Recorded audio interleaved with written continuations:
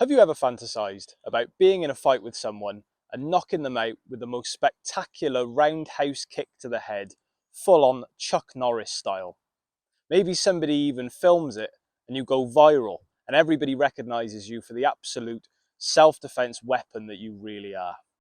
In actual fact though, what's probably going to happen when you throw that roundhouse kick is you're going to slip, fall on your ass and get your head kicked in. Or if you've got a pair of jeans on, you're going to rip your jeans, your ass is going to fall out and you're going to go viral for completely different reasons. If you want to keep it simple like us, then stay tuned, because in this video we're going to show you some really simple and effective kicks that you can use in the real world. The first kick we're going to look at is a stomp kick. A stomp kick is quite literally a stomping motion into the attacker's knee to disable it and move away using the flat part of your foot. All I'm doing, generally using my rear leg, is I'm coming in, stomping down onto the attacker's knee and moving backwards. What I'm not doing with the stomp is kicking using a straight foot. If I kick using a straight foot, there's a chance that I could brush past and miss my target. So simply by the motion of twisting my foot a little bit, here, I'm maximizing my chances of hitting my target area. So I'm going to twist my foot a little bit. And this works particularly well when your attacker is moving towards you as well. Moving towards you, stomp down, strike, strike, strike, and move back. That's the stomping kick. You might find yourself with a pair of these on, a pair of boots or shoes that have some sort of reinforcement, such as working boots or hiking boots. In this situation, we're going to do something so simple but so painful, which is just a toe poke. Literally just giving our attacker a nice boot to the shin, just like that, right? It's okay, he's got shin protectors on. That hurt? Yeah, I thought so. If you don't have hard-toed shoes, but you've got tough bottoms, the other option is to rake the shin. So literally coming down, raking the shin like so. Hurts like hell.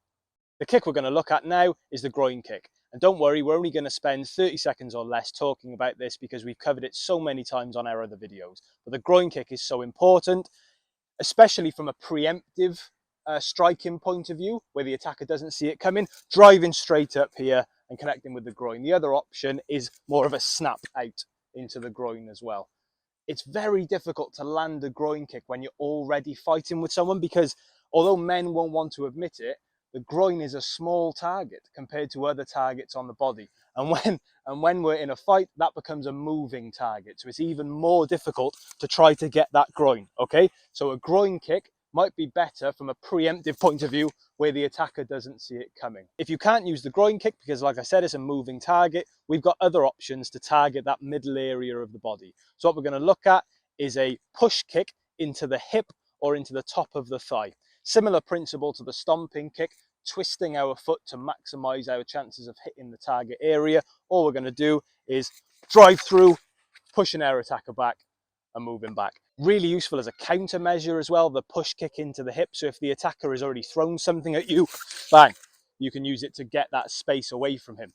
Or if he throws a kick, you can even use it as a check.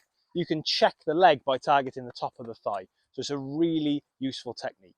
In self-defense, the highest that we're going to target using kicks is the chest. Anything above the chest for kicks is for the movies, guys. We're not throwing head kicks, okay? So the highest we're going to look at is the chest. And what we're going to look at is a front push kick into the chest. This is really useful, particularly if the attacker is charging towards you. They might even have a weapon in their hand that they're using. In that situation, if I was to throw a low kick, even if I land it, he can still come over the top and smash me in the face, okay? So we need to throw a push kick high to the chest to get the space that we need. So using my rear leg as he comes in, I'm going to push, create distance, I'm going to get away. I can also come up off my front leg as well. I'm not going to have the same amount of power, but I'm still going to be able to check the attacker and stop him getting into my distance and give him a bit of a push. So as he comes in, using my front leg, I'm still going to get a bit of momentum off the front as well. So that's the push kick to the high section of the chest.